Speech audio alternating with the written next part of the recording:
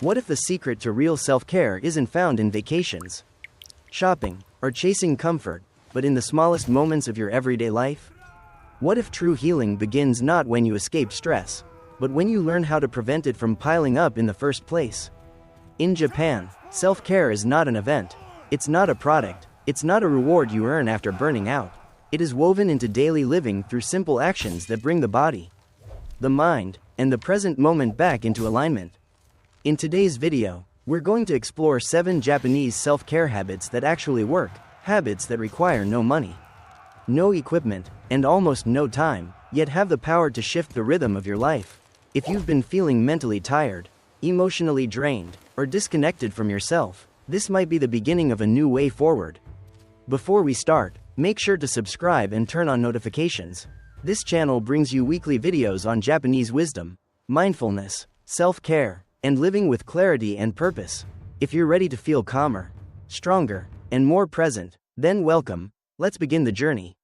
For many people, the first action of the morning is reaching for a phone. Notifications, messages, and digital noise become the earliest input into the day, shaping thoughts and emotions before the mind is fully awake. But in Japan, countless households begin the morning differently. They open the window. It takes less than a minute, yet this tiny ritual creates a profound shift. As fresh air replaces the stale air of sleep, the body senses movement and transition. The cool breeze touches the skin, birdsong rises in the background, and the faint scent of morning air signals a new beginning. This moment is not about air alone. It is about presence. By opening a window, you open your awareness. You pause between dreaming and doing. You stand still in a moment that belongs entirely to you, before the world arrives with its demands, decisions, and expectations. The air outside becomes a reminder that life continues beyond your thoughts, beyond yesterday's worries, and beyond the screen waiting at your bedside. What makes this practice powerful is its simplicity. There is no learning curve, no schedule, no effort beyond opening and noticing. The body wakes up naturally, not through adrenaline or rush, but through soft connection with the environment. The mind becomes grounded in the present moment, not trapped in memory or anticipation. This tiny ritual realigns the rhythm of the morning, shifting it from reaction to choice. If you try this tomorrow, allow yourself 20 quiet seconds at the window. Feel the air touch your face. Listen to whatever sounds exist outside. Let the body breathe fully before the day begins. It may seem small, almost insignificant, yet over time, this gentle habit can become a doorway back to yourself.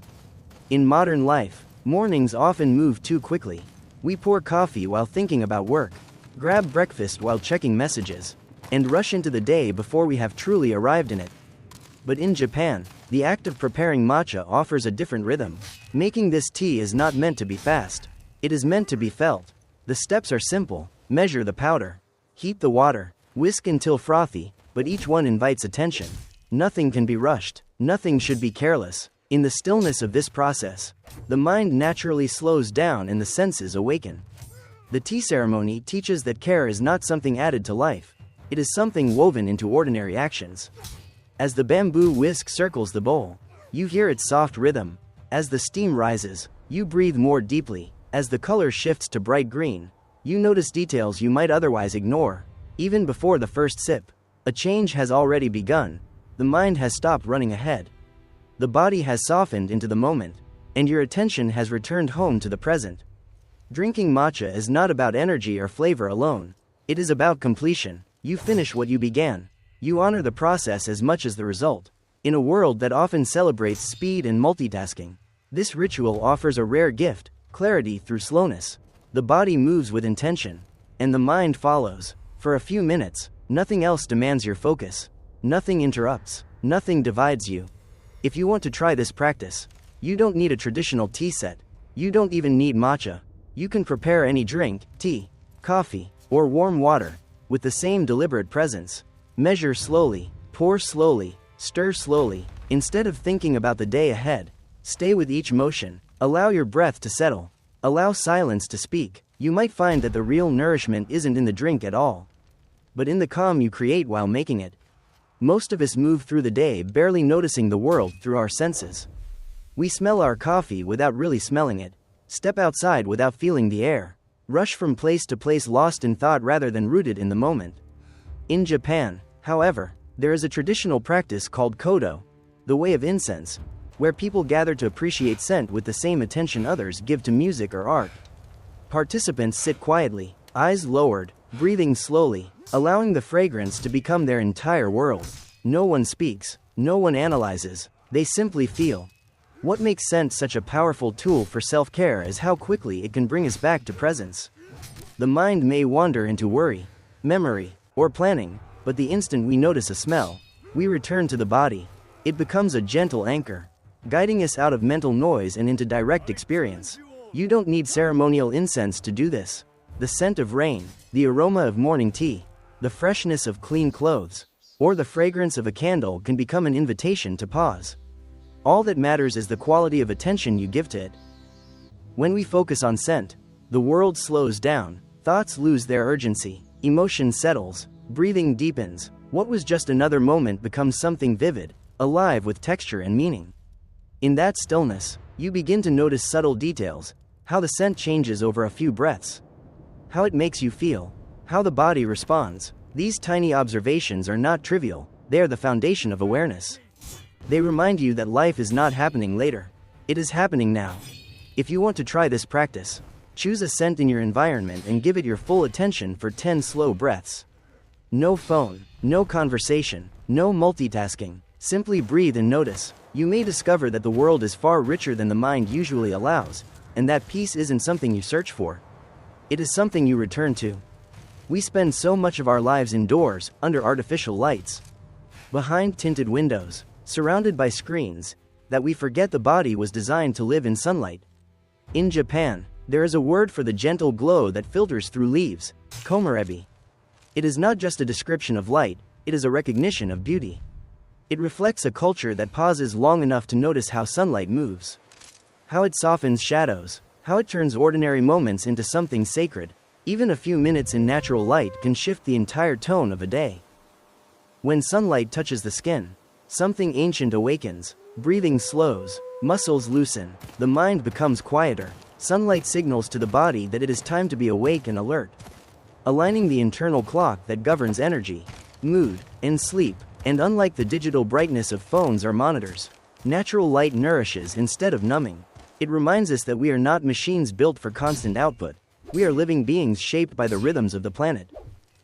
Komarebi also teaches us connection. When you step outside, or stand by a window, you are reminded that the world is vast and alive. The warmth on your face, the shifting patterns of shadow and glow, the sound of wind through branches, all of it brings you back into relationship with something larger than yourself. Stress becomes smaller, worry becomes quieter, perspective expands. To practice this habit, you don't need a forest or a garden. You only need sunlight. Sit by a window in the morning. Step outside for 10 minutes during lunch. Stand still and notice how the light feels on your skin. Let yourself absorb the moment without rushing to the next task. Over time, this simple ritual becomes more than self-care. It becomes a doorway to balance, grounding, and peace. Our homes are filled with objects that once felt important. A drawer packed with cables we might need someday. Shelves of things we rarely touch. Closets that hold more than they offer. Over time, we stop seeing these objects, yet they continue to occupy mental space. In Japan, the practice of letting go, known as sari, and the practice of organizing what remains, seiden, create a mindful relationship with the physical environment. These habits are not about extreme minimalism or rigid aesthetics. They are about honesty. They ask a simple question: do I still need this? And if not, why am I holding on? Every object in our space has a quiet cost. It asks for attention, even if only in passing. It reminds us of unfinished decisions. It represents plans we never acted on, versions of ourselves we no longer are.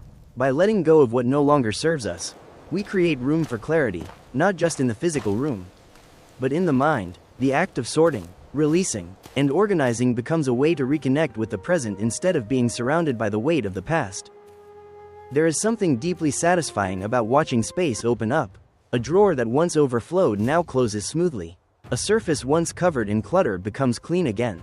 The room feels lighter, and so do we. In a world where mental noise is constant, simplifying the physical environment can be the first step towards simplifying internal experience. Letting go becomes a form of self-kindness, an act of choosing what matters and gently releasing what does not.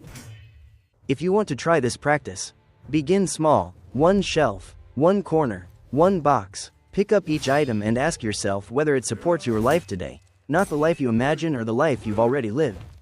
Keep what is useful and meaningful. Release what drains your space or your attention. Over time, this simple habit transforms the home into a place of calm instead of chaos, and transforms the mind into a space where new possibilities can breathe. Hand washing is one of the most ordinary actions in daily life, something we do automatically, often without noticing. But in Japan, even the simplest routines can become moments of presence. When washing hands, attention shifts from thought to sensation, the warmth or coolness of the water, the smooth texture of soap, the gentle movement of fingers against the skin. What was once automatic becomes intentional. What was rushed becomes calm. In this small ritual, the mind has a chance to pause, and the body has a chance to feel. Mindful hand washing is not about cleaner hands, though that is a natural outcome. It is about cleaner awareness. For a few quiet seconds, the world shrinks to a single point of focus, water flowing over skin. There is no multitasking, no screens, no split attention, just breath, motion, and sensation. This simple act interrupts the momentum of mental worry, dissolving the constant pull of past and future. It brings us back to the present moment, the only place where life actually happens. When practiced regularly, this tiny habit becomes a doorway into mindfulness. Every washing becomes a reminder to slow down. Every rinse becomes a return to the body. The mind learns to rest, not through force or effort, but through gentle attention. It takes less than half a minute, yet the impact lasts longer than we expect. A calmer moment creates a calmer hour, and calmer hours become calmer days. To try this practice, simply notice the water the next time you wash your hands. Feel the temperature, the movement, the contact between skin and water. Let your breath settle into a steady rhythm. Stay with the sensation instead of the thoughts that rise in the background. It may seem too small to matter, but small actions, done often, change the shape of a life. Cleaning is often seen as a chore, something to get through quickly, something to delay or avoid. But in Japan, cleaning is a practice of clarity. Students clean their own classrooms. Monks clean their temples. It is not about saving time or money. It is about shaping the mind through action. When we sweep a floor, wipe a surface, or put things back in place, we are not just cleaning a room. We are clearing mental space. The movement is simple, the task is clear, and the result is immediate. There is comfort in that simplicity. Modern work rarely gives us the satisfaction of visible progress. Emails multiply, notifications never end, digital tasks blur into one another without a clear finish line. But cleaning is different. Something begins messy and ends clean. Something begins scattered and ends orderly. The body moves, the mind rests, and effort is rewarded instantly. This connection between action and outcome creates a sense of grounding that is deeply needed in a world built on abstraction. The morning is the perfect time for this ritual. Before the day becomes complicated, a few minutes of quiet cleaning set a tone of calm intention. Sweeping the floor, organizing a desk, or wiping a countertop can transform the environment, and equally transform the mind. The repetition of movement softens mental tension. The physical rhythm soothes emotional noise. Instead of starting the day with urgency, you begin with clarity. To try this practice, choose one small task each morning. Make the bed, tidy a corner, or clear a surface. Let the action be gentle, not rushed. Focus on the movement rather than the result. Notice how your breath settles and how your thoughts become quieter. Over time, this ritual becomes more than cleaning. It becomes a reminder that inner order often begins with outer order, and that caring for your space is a way of caring for yourself. The 7 practices we explored may seem small: opening a window, preparing a drink, noticing a scent, standing in sunlight, letting go of clutter, washing hands with awareness, and beginning the day with gentle cleaning. Yet, it is often the smallest habits, repeated quietly and consistently, that shape our inner world.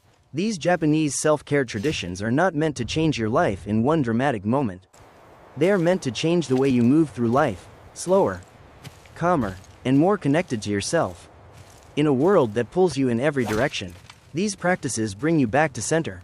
They remind you that the body matters, the mind matters, presence matters, and most importantly, the way you live each ordinary moment matters. You do not need money, time, travel, or special tools to feel grounded. You only need attention, offered gently. again and again.